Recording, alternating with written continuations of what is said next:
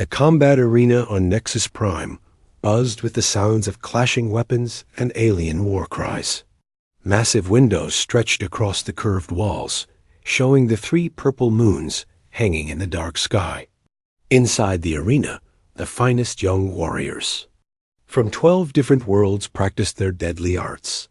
Lisa Morgan sat in the back corner, watching everything with quiet brown eyes. She was 17 years old and came from a small town in Colorado. Her dark hair was tied back in a simple ponytail, and she wore the same gray training uniform as everyone else.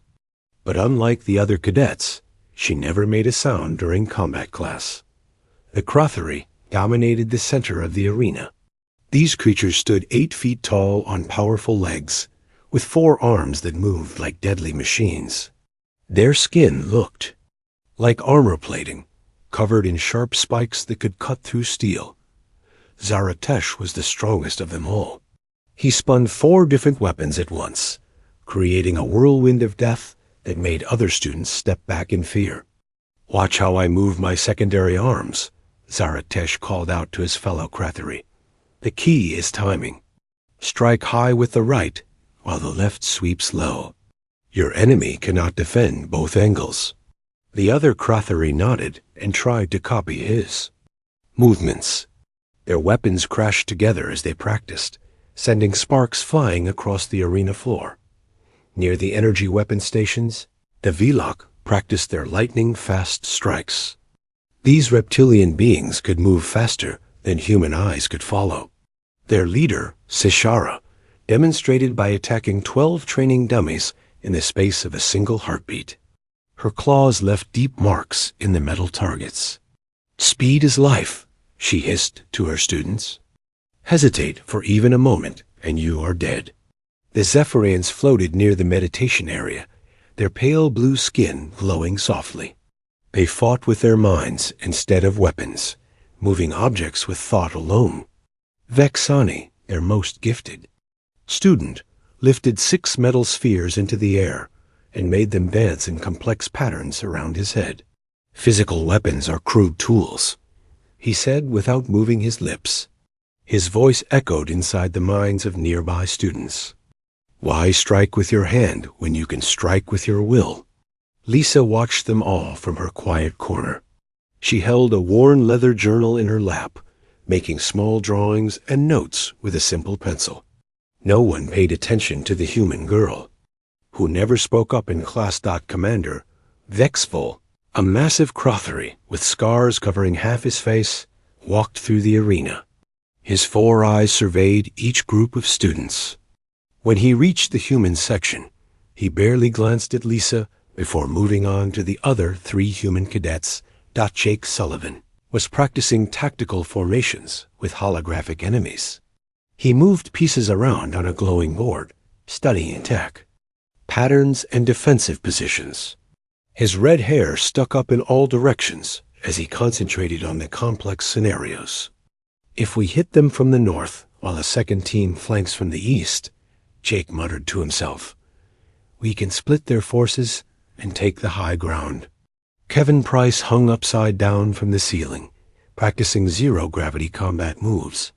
His muscular frame twisted and spun as he fought invisible opponents in 3 dimensions. Sweat dripped up toward the ceiling as he worked through his routine. "In space, there is no up or down," Kevin grunted between movements. "You have to think in all directions at once." Amy Watson stood at the weapons range, firing energy bolts at distant targets. Her shots hit the center mark every time, even when the targets moved or tried to hide behind cover. She adjusted her weapon settings with expert precision. "Plasma setting for armor, laser setting for shields," Amy said as she practiced. "Know your tool and know your target." These 3 humans had found their strengths and showed them proudly. But Lisa remained silent in her corner, writing in her journal. Commander Vexfall called for attention. His voice boomed across the arena like thunder. "Students, gather around. I have important news." The cadets from all 12 species formed. a circle around their instructor. Lisa closed her journal and walked over, staying at the back of the group. "The Tournament of Blades will begin in 30 days, Commander Thexval announced. Each species will choose their finest warrior to compete for the Academy's highest honor. The winner will graduate immediately and join the elite Galactic Defense Corps." Excited whispers spread through the crowd. This was the opportunity every student dreamed about. The chance to prove themselves worthy of the most elite military force in the galaxy. "The tournament will test everything you have learned," the commander continued. "Strength, speed, skill, and intelligence. Only one warrior will stand victorious at the end." Zaraktesh stepped forward, his 4 arms crossed confidently. "I accept the challenge for the Krathiri," he declared. "I have never lost a battle, and I will not start now." Other species quickly chose their champions. Sishara would represent the Velok with her incredible speed. Vixani would fight for the Zephyrians with his mental powers. Each choice seemed obvious to everyone watching, but the humans had no clear champion. Jake was smart, but not the strongest fighter. Kevin was skilled in zero gravity, but the tournament would be held on solid ground. Amy was an excellent shot, but the rules limited weapon use. "We need time to decide," Jake said to the commander. "Can we hold trials to choose our representative?" "Of course," Commander Thexval replied. "All species have 10 days to confirm their champion." As the crowd broke up, Lisa walked back to her corner. She opened her journal and began writing again, her pencil moving steadily across the page. She drew detailed diagrams of each fighting style she had observed. She made notes about weaknesses and strengths. She recorded patterns that others missed. Jake walked over to her table. "Lisa, are you planning to try out for the human team?" She looked up from her journal with calm brown eyes. "Maybe," she said quietly. "Have you been studying the other fighters?" Jake asked, noticing her detailed drawings. "I watch," Lisa replied simply. "Everyone has patterns. You just have to be patient enough to see them." Jake frowned. "Do you really think you can compete against warriors like Zaraktesh? He has been training since childhood. He has never lost a fight." Lisa turned a page in her journal, revealing more drawings and notes. "Every warrior has something they do the same way every time," she said, "even the strongest ones." She closed the journal and stood up. "I need to practice now." Jake watched as Lisa walked to an empty area of the arena. She picked up a simple metal staff and began moving through basic forms. Her movements were smooth but unremarkable. She looked like any beginning student working through their exercises. But Jake noticed something odd. Lisa never made the same movement twice. Each strike, each block, each step was slightly different from the last. She was not practicing a set routine. She was practicing adaptation itself. The arena began to empty as evening approached. Students returned to their dormitories to rest and study. But Lisa remained, moving quietly through her endless variations with the metal staff. Tomorrow would bring another day of combat class, another day of watching and learning while others showed off their skills, another day of remaining silent while building toward something that no one else could see coming. In 30 days, the Tournament of Blades would begin, and the quiet human girl with the leather journal would surprise everyone. Zaraktesh stood in the center of his private training room, 4 weapons spinning in deadly circles around his massive frame. The plasma blade in his primary right hand cut through the air with a high-pitched whine. The kinetic hammer in his left arm crashed into training dummies with bone-crushing force. His secondary arms wielded a neural whip that could paralyze enemies and a shield generator that deflected incoming attacks. He had trained with these weapons since he was old enough to walk. On Kratha Prime, children learned to fight before they learned to speak. Only the strongest survived to see their 10th birthday.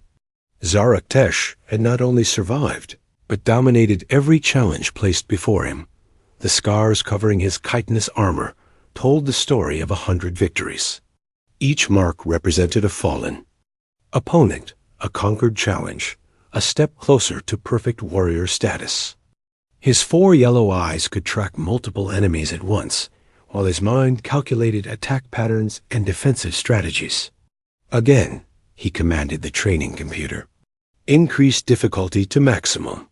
Holographic enemies materialized around him. They moved with the speed of Velok warriors, struck with the strength of Kretheri champions, and fought with the cunning of human tacticians. But Zarek Tesh cut through them like they were made of paper. His 4 arms worked in perfect harmony, each weapon serving its purpose in the deadly dance of combat. In another part of the academy, Sishara practiced her lightning-fast techniques. The Velok champion moved so quickly that security cameras could barely track her movements. She attacked dozens of targets in the space of a single second, her razor-sharp claws leaving precise cuts in metal and stone. Her reptilian body was built for speed. Powerful leg muscles could launch her across the room in a heartbeat. Her tail provided perfect balance during rapid direction changes. Her yellow eyes could process visual information faster than most species could think. Speed is everything, she whispered to herself as she moved. The enemy cannot hit what they cannot see. She had earned her position as Velok champion by defeating every challenger on her home world. The arena fights on Velok Prime were brutal affairs where only the fastest survived. Sishara had never been touched by an opponent's weapon. Her speed made her untouchable. Meanwhile, Vexani floated in the meditation chamber, his pale blue skin glowing with psychic energy. The Zephyrian champion could read thoughts, predict movements, and influence the minds of his enemies. Objects moved around him without being touched, responding to his mental commands. He had discovered his psychic abilities as a child on Zephyr Station. While other children played with toys, Vexani moved objects with his mind. By the time he reached the academy, he could enter the thoughts of most species and bend their will to his own. Physical combat is primitive, he thought to himself, his mental voice echoing in the empty chamber. Why fight with crude weapons when the mind is the ultimate tool? The tournament brackets were announced 3 days later. Commander Vexfol displayed the matchups on a massive holographic screen in the main assembly hall. Students from all 12 species gathered to see who would face whom in the coming battles. Zaraktesh would fight his way through champions from 6 different worlds. His first opponent would be a massive Gorlok warrior known for crushing enemies with his bare hands. Then he would face a Nexari blade master whose sword techniques were legendary. If he survived those matches, tougher challenges awaited. Sishara found herself matched against opponents who specialized in different fighting styles. Her first battle would be against a heavily armored Thukari defender whose shell could deflect most attacks. Speed versus defense would be an interesting contest. Vexani would face warriors who relied on mental discipline and focused thoughts. His psychic abilities would be tested against opponents trained to resist mental influence. The Zephyrian champion welcomed these challenges, but the human brackets remained empty. The 4 human cadets still needed to determine their representative through elimination trials. Jake Sullivan stood before his fellow humans in their small meeting room. Charts and diagrams covered the walls, showing tactical analyses of every major opponent. His strategic mind had been working overtime, trying to find ways to defeat superior alien warriors. "We need to be realistic about our chances," Jake said, pointing to the tournament bracket. "Every other species has natural advantages. The Krotheri have 4 arms and armor plating. The Velok have incredible speed. The Zephyrians have psychic powers." Kevin Price nodded from his position, hanging upside down from the ceiling. Zero-gravity combat had taught him to think in 3 dimensions, but the tournament would be fought on solid ground with normal gravity. What do we humans have that they don't? Kevin asked. Amy Watson looked up from cleaning her energy weapon. We adapt faster than most species. We learn from our mistakes and change our tactics. That might not be enough, Jake replied. These are the best warriors from 12 different worlds. They have been training their entire lives for competition like this. Lisa Morgan sat quietly in the corner, her leather journal open on her lap. She had been sketching during the entire conversation, drawing detailed diagrams of fighting techniques and movement patterns. What do you think, Lisa? Jake asked. You have been watching everyone train for months. Lisa looked up from her journal.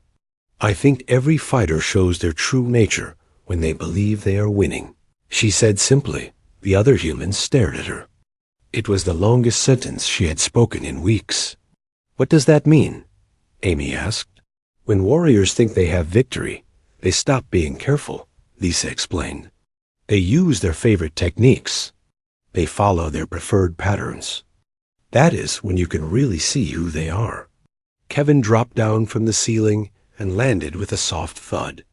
Have you been analyzing all the tournament favorites? Lisa nodded and opened her journal to a page filled with detailed observations. She had drawings of Zaratesh's four-armed attack combinations, notes about Sishara's movement patterns, and diagrams showing Vexani's psychic energy flows. Zaratesh always leads with his plasma blade when he thinks he has an advantage, Lisa said, pointing to her sketches. Sishara always attacks from the left side when she commits to a killing strike. Vexani drops his mental defenses when he focuses on offensive psychic attacks. Jake leaned forward to study her notes. The drawings were incredibly detailed, showing fighting techniques from angles he had never considered. Lisa had been watching everything with the eyes of someone who understood combat at a deeper level than anyone realized. This is amazing work, Jake said. You have found weaknesses that no one else has noticed. Everyone has patterns, Lisa replied. Even the strongest warriors. They just hide them better. The human elimination trials were scheduled for the next day. All 4 cadets would compete against each other to determine who would represent their species in the Tournament of Blades. Jake felt confident in his tactical abilities. Kevin trusted his unusual fighting style. Amy knew her weapon skills were excellent. But as they looked at Lisa's detailed analysis of alien fighting techniques, they began to wonder if the quiet girl in the corner might be more dangerous than any of them had imagined. That night, Lisa sat alone in the empty combat arena. She held her simple metal staff and moved through slow, careful exercises. Each movement flowed into the next, like water, finding its way downhill. She was not practicing specific techniques or memorizing set combinations. Instead, she was learning to respond to possibilities that did not yet exist. Her body moved in ways that would complement whatever her opponent might do. She was not preparing to fight against known enemies. She was preparing to adapt to the unknown. The Academy's security cameras recorded her solitary practice session, but no one was watching the feeds. If they had been, they might have noticed something unusual about the human girl's movements. She never repeated herself. Every strike, every block, every step was a unique response to an imagined situation. Lisa was not training to be the strongest or the fastest or the most skilled. She was training to be something far more dangerous. She was learning to be unpredictable. Tomorrow, the human elimination trials would begin, and the quiet observer would step out of the shadows to show what she had learned from months of patient watching. The human elimination arena buzzed with nervous energy as cadets from other species gathered to watch. Word had spread that the humans were finally choosing their tournament representative. Most alien students expected a quick selection process, followed by a swift defeat in the actual tournament. Jake Sullivan stepped into the first fighting circle, his red hair catching the arena lights. He faced Kevin Price across the marked boundary, both humans holding practice weapons. Jake carried a tactical baton and energy shield, while Kevin wielded twin curved blades designed for zero-gravity combat. "Begin," announced the referee, a neutral, Altarian whose species never participated in combat sports. Jake immediately activated his shield and began moving in calculated patterns. His tactical training showed as he tried to control distance and positioning. Kevin responded by spinning his blades in complex arcs, creating a defensive web while looking for openings. The fight lasted 12 minutes. Jake used terrain advantages and strategic positioning to overcome Kevin's superior physical skills. When Kevin committed to an aggressive spinning attack, Jake trapped one blade with his baton and struck with his shield, ending the match. "Winner, Jake Sullivan," the referee announced. The second elimination match pitted Amy Watson against Lisa Morgan. Amy entered the circle carrying her preferred energy weapon, confident in her marksmanship skills. The weapon was set to training mode, designed to stun rather than kill. Lisa walked to her starting position with only her simple metal staff. She looked calm and relaxed, as if she were going for a casual walk rather than fighting for the right to represent her species. "This should be quick," muttered a Krathuri student in the watching crowd. "The weapon user will end it in seconds." Amy raised her energy weapon and fired 3 quick shots at Lisa's center mass. The bolts of stunning energy raced across the arena at nearly light speed. But when the energy dissipated, Lisa was no longer where she had been standing. She had moved just enough to let the shots pass harmlessly by. Her staff remained in a relaxed position, not raised defensively or prepared for attack. She simply stood in a different spot, as if she had always been there. Amy fired again, this time aiming for where Lisa was moving. But Lisa was not moving in predictable patterns. She flowed like water around the energy bolts, never rushing, never appearing concerned. Each step seemed casual and natural. "How is she doing that?" whispered Kevin from the sidelines. Amy increased her rate of fire, sending a continuous stream of energy bolts toward her opponent.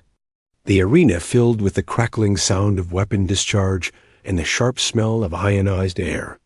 But Lisa continued her flowing movement, somehow staying just ahead of every shot. After 2 minutes of constant firing, Amy's weapon overheated and shut down automatically. She quickly drew a backup energy pistol and continued her attack. But frustration was beginning to affect her accuracy.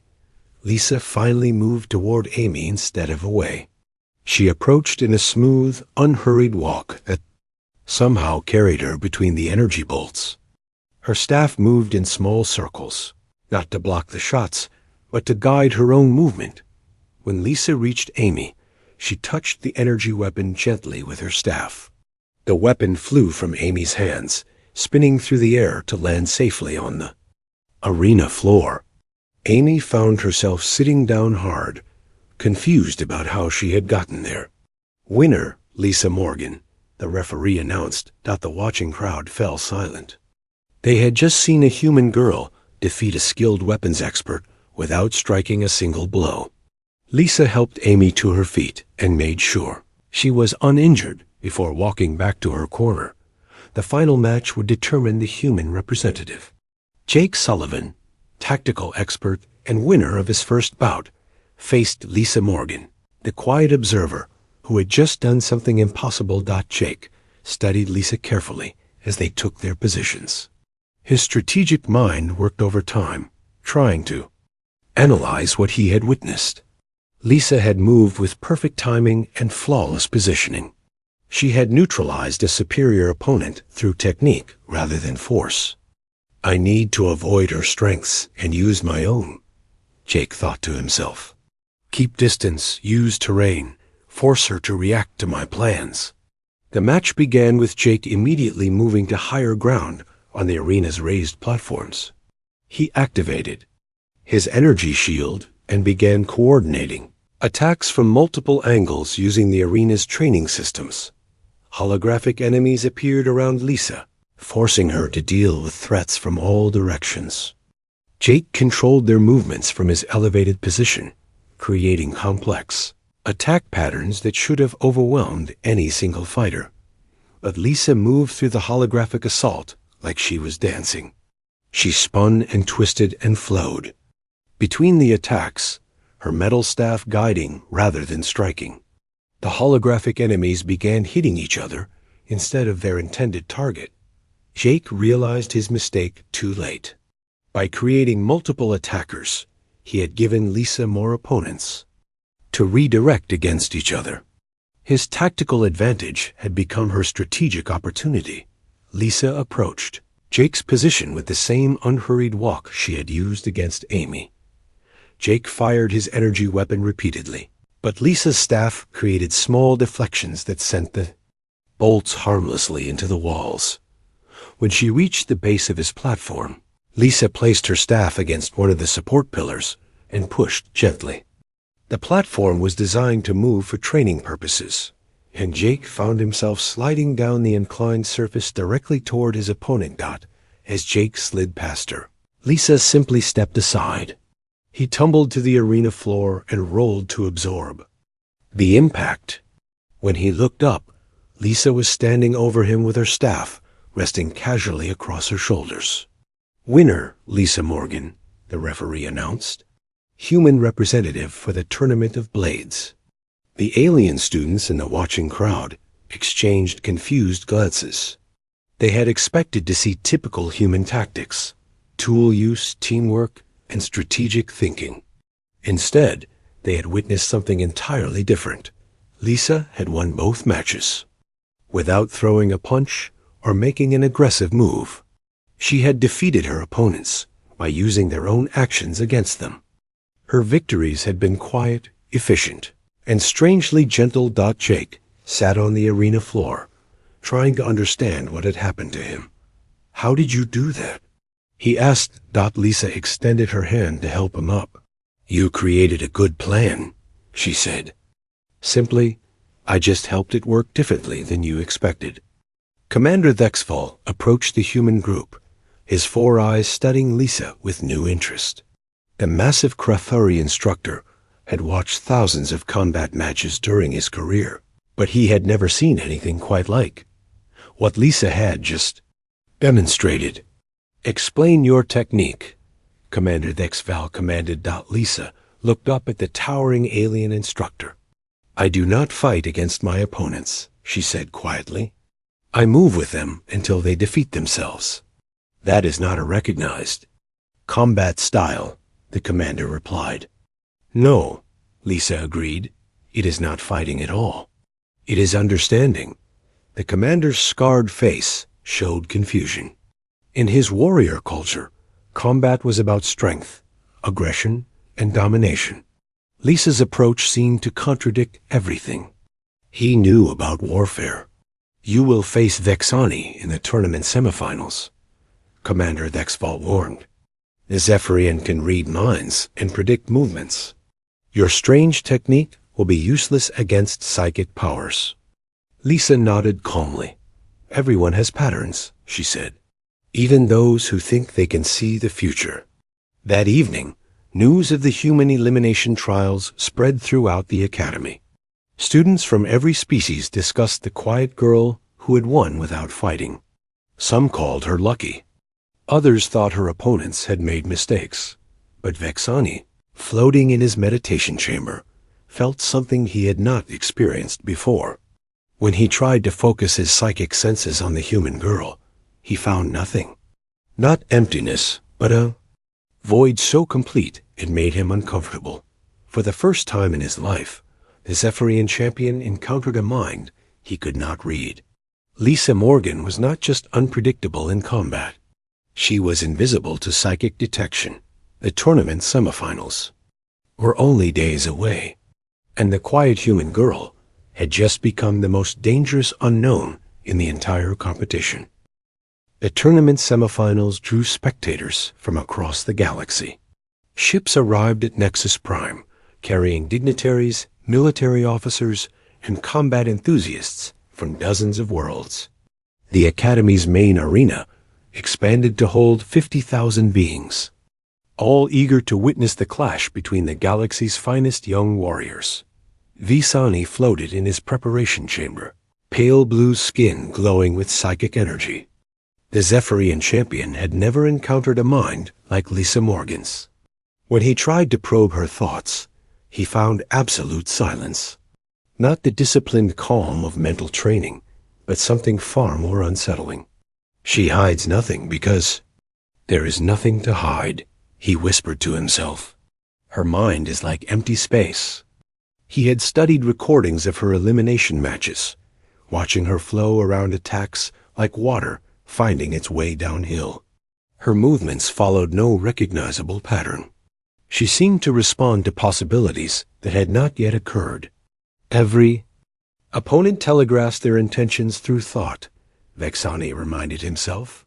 I will read her body language, her muscle tension, her breathing patterns. The mind may be silent, but the body always speaks. In another preparation area, Lisa sat quietly with her leather journal. She had filled several pages with observations about Zephyrian fighting techniques. Vexani was different from physical. Warriors like Zaraktesh. His greatest weapon was his ability to know what opponents planned before they acted. He sees thoughts like watching shadows on a wall, Lisa wrote in her journal. But shadows only show what stands between the light and the surface. They do not show what moves in the darkness beyond. Jake Sullivan found her there, writing calmly as if she were preparing for a regular class instead of fighting the academies. Most feared psychic warrior. Are you nervous? Jake asked. Lisa looked up from her journal. Nervousness comes from not knowing what will happen, she said. I know exactly what will happen. What? Jake asked, confused. I will learn something new, Lisa replied simply. The first semifinal match began with thunderous applause. Zaraktesh faced a Nexari blade master whose sword techniques were legendary. Throughout their home system, the Krathari champion's forearms moved in deadly coordination, overwhelming his opponent's single blade through sheer mechanical advantage. The Nexari warrior was skilled and experienced, but he could not defend against attacks from 4 different angles simultaneously. Zaraktesh's plasma blade, kinetic hammer, neural whip, and shield generator worked together like the limbs of a perfect killing machine. The match ended in 3 minutes. The Nexari warrior lay unconscious on the arena floor, while Zaraktesh stood victorious, barely breathing hard. The crowd roared approval for the overwhelming display of power and skill. Your champion for the finals, announced the arena speaker, Zaraktesh of Krather Prime. Now it was time for the second semifinal. Lisa walked into the arena, carrying only her simple metal staff. She wore standard academy training clothes and moved with the same quiet calm she showed in every class. Vexani entered from the opposite side, floating 3 feet above the arena floor. Psychic energy crackled around his pale form like controlled lightning.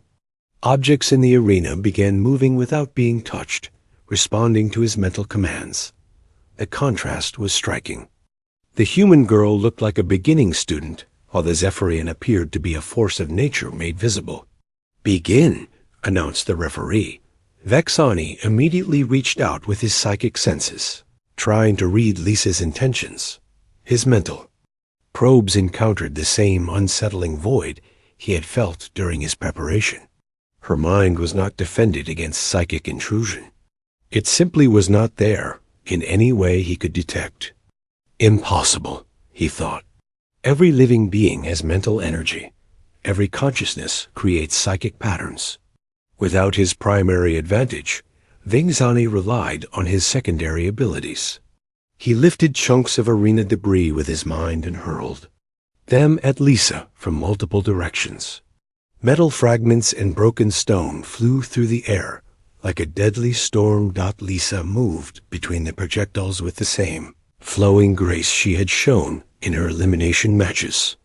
Her staff created small touches that redirected the flying objects away from her body. She did not try to block or destroy Vexani's attacks. Instead, she guided them harmlessly past her. Vexani increased the intensity of his assault. More objects rose into the air around him. Training equipment, seating fragments, and pieces of the arena wall all became weapons under his mental control. The air filled with a hurricane of debris, moving at deadly speeds. But Lisa continued her dancing movement through the chaos. Each step carried her between the projectiles with perfect timing. Her staff made contact with the flying objects, just enough to alter their paths without stopping their momentum. The watching crowd fell silent as they realized what they were seeing. The human girl was not just avoiding the psychic assault. She was turning it into something beautiful. The deadly storm of debris began moving in patterns around her, creating spirals and flows that resembled an artistic performance.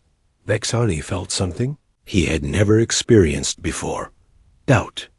His most powerful attacks were being transformed into harmless displays. The human girl was not fighting him. She was dancing with his aggression until it became something else entirely. How? He demanded, speaking aloud for the first time in the match. Your mind is empty. Your thoughts are silent. How do you know where to move? Lisa continued her flowing dance between the projectiles. I do not know where to move, she replied calmly. I simply move where the space opens. Her answer made no sense to the Zephyrian. Combat required planning, strategy, and prediction.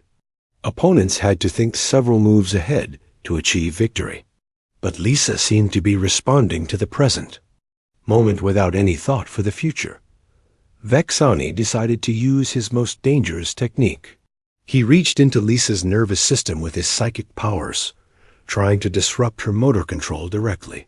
If he could not read her mind, he would simply take control of her body. His mental energy encountered something unexpected. Instead of the usual resistance that warriors train to develop, he found a kind of yielding acceptance. Lisa's nervous system did not fight his intrusion. It absorbed his psychic energy and redirected it back toward him. Suddenly, Vexani found his own limbs moving against his will. His floating body spun in the air as his own redirected psychic energy took control of his movements. The debris he had been hurling through the air began falling harmlessly to the arena floor. Lisa approached the spinning Zephyrian with her usual unhurried walk. When she reached him, she placed her staff gently against his shoulder. The contact somehow grounded his psychic energy, and he dropped softly to the arena floor. Vex single quotes, and I lay on his back, staring up at the human girl who had just defeated him without striking a blow. His pale blue skin had stopped glowing. His psychic abilities felt scattered and unfocused. How? He whispered. Lisa knelt beside him to make sure he was uninjured. You tried to control something that was not resisting, she said quietly. When you push against emptiness, you fall into it. Winner. Lisa Morgan, announced the referee. Human representative advances to the finals. The crowd remained silent for several long moments before exploding into chaos. They had just witnessed a human girl defeat the Academy's most powerful psychic warrior. She had done it without weapons, without aggression, and without apparent effort. Commander Vexvel stared at Lisa with something approaching awe. His warrior culture revered strength and domination, but what he had just seen defied every principle he understood about combat. In the arena center, Lisa helped Vexani to his feet. The defeated Zephyrian looked at her with new respect. You are not what you appear to be, he said. None of us are, Lisa replied. The finals were set. Lisa Morgan would face Zarek Tesh, the Academy's apex predator who had never lost a battle. The quiet human girl with the leather journal would stand against 4 arms of perfectly coordinated destruction. And somehow, nobody was sure who would win. The final match of the Tournament of Blades drew the largest crowd in Academy history. Representatives from every major world in the galaxy filled the expanded arena. Military commanders, planetary leaders, and combat masters had traveled across space to witness what many believed would be the shortest championship fight ever recorded. Zarek Tesh stood in his preparation chamber, checking his 4 weapons one final time. The plasma blade hummed with deadly energy. The kinetic hammer felt perfectly balanced in his secondary left hand. The neural whip coiled like a living serpent around his secondary right arm. The shield generator glowed with protective power. He had watched recordings of Lisa's semifinal victory over Vexani. The human girl's technique made no sense to his warrior mind.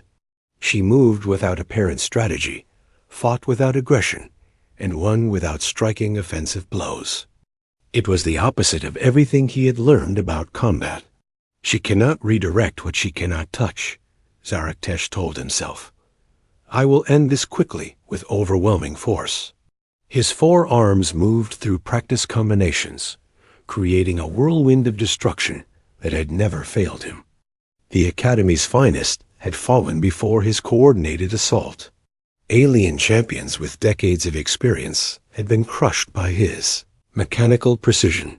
One human girl with a metal stick could not possibly survive. What was coming? In her own preparation area, Lisa sat quietly with her journal open. She had filled the final pages with detailed observations about Zarek Tesh's fighting patterns. His 4-armed attacks followed complex but predictable sequences. When he committed to full assault, certain openings always appeared. Every perfect technique contains its own weakness, she wrote. The more flawless the pattern, the more vulnerable it becomes when something unexpected enters the sequence. Jake Sullivan found her writing calmly, as if she were preparing for a normal class. The entire galaxy is watching, Jake said. Are you ready for this? Lisa closed her journal and stood up. I have been ready since the first day I sat in the back of combat class, she replied. The arena fell silent as both fighters entered from opposite sides. Zarek Tesh strode forward like a walking fortress, his 4 weapons gleaming under the bright lights. Each step shook the arena floor. His yellow eyes locked onto Lisa with predatory focus. Lisa walked to her starting position, carrying only her simple metal staff. She looked impossibly small next to the 8-foot Crothery warrior. Her dark hair was tied back in the same simple ponytail she wore every day. Her gray training uniform looked plain and unremarkable. The contrast was so extreme that some spectators wondered if the human girl would simply forfeit rather than face. Certain Destruction. Commander Vexval himself served as referee for the championship match. His booming voice filled the arena as he spoke the traditional words. Warriors, you fight for the honor of the Academy and the respect of the galaxy. Begin when ready. Zarek Tesh did not wait. He launched into his most devastating attack pattern, all 4 arms moving in perfect coordination. The plasma blade carved through the air where Lisa's head had been a split second before. The kinetic hammer smashed into the arena floor, leaving a crater where she had been standing. But Lisa was not where physics said she should be. She flowed around Zarek Tesh's attacks, like water finding its way between rocks. Her metal staff made tiny contact with his weapons, not to block them, but to guide her own movement through the deadly pattern. The crowd watched in growing amazement as the human girl made the galaxy's finest warrior look clumsy. Zarek Tesh.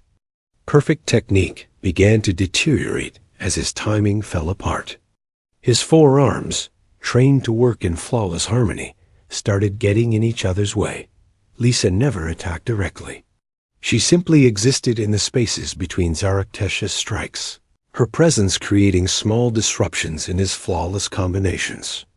Each contact between her staff and his weapons sent tiny vibrations through his arms, interrupting his rhythm. 5 minutes into the match, Zarek Tesh was breathing hard and growing frustrated. His attacks had become wild and desperate. He was fighting like a novice instead of the Academy's champion. Lisa had barely exerted herself, her breathing still steady and calm.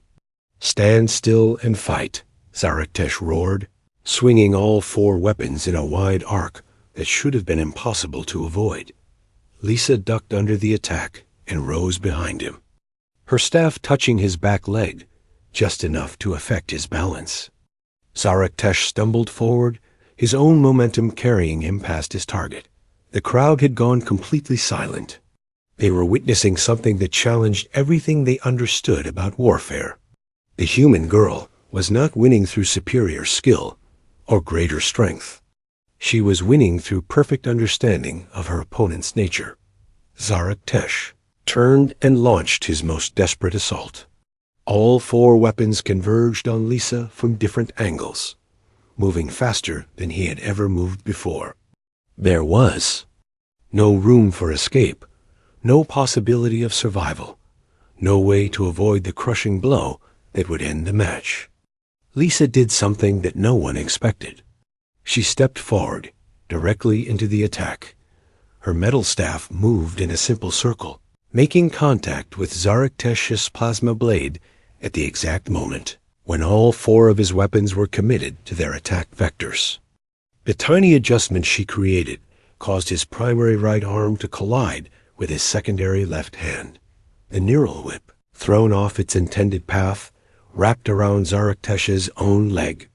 The kinetic hammer, overextended and out of balance, pulled him forward into his own tangled weapons. The shield generator sparked and shut down as it collided with the plasma blade dot in the space of a single heartbeat. Zaraktesh's attack became a perfect disaster. His own weapons turned against him. His own strength became his downfall. He crashed to the arena floor in a tangle of limbs and scattered equipment. Unconscious before he hit the ground, Lisa stood over the fallen champion, her metal staff resting casually in her hands. She had not struck a single offensive blow during the entire 15-minute match. She had won the Tournament of Blades without once attacking her. Opponent. The silence in the arena stretched for long moments before exploding into chaos. Spectators from every species were on their feet, trying to understand what they had witnessed. Some cheered, some argued, some simply stared in disbelief. Commander Thexval approached Lisa with something close to reverence in his 4 eyes. The massive Crothery had seen thousands of battles, but nothing like this. How? He asked simply. Lisa looked down at Zaraktesh, who was beginning to regain consciousness. Everyone has a pattern, she said quietly. Even the strongest warriors. I just waited for him to show me his. She knelt beside the fallen champion and helped him sit up, checking to make sure he was not seriously injured. Zaraktesh stared at her with confusion and growing respect. You did not defeat me, he said slowly.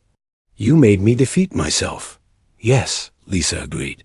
That is what opponents do when they try to force their will on something that does not resist.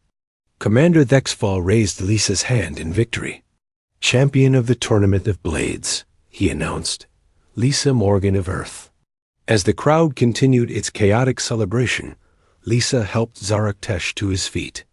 The Crothery warrior looked at his scattered weapons, then at the small human girl who had rendered them useless. Teach me, he said simply. Lisa smiled for the first time since the tournament began. Everyone can learn to see patterns, she said. You just have to be patient enough to watch for them. News of the upset victory spread across the galaxy within hours. The quiet human girl, who had sat silently in combat class, had defeated the Academy's finest warriors without throwing a punch. Military strategists began studying her technique. Combat instructors reconsidered their teaching methods. But Lisa simply returned to her dormitory room, opened her leather journal, and began writing new observations. Tomorrow, there would be new challenges, new patterns to discover, new opponents to understand. The human capacity for patience, observation, and strategic thinking had just announced itself to the universe. And the universe was listening very carefully indeed. Jake Sullivan found her there later that evening, writing by lamplight as she always did.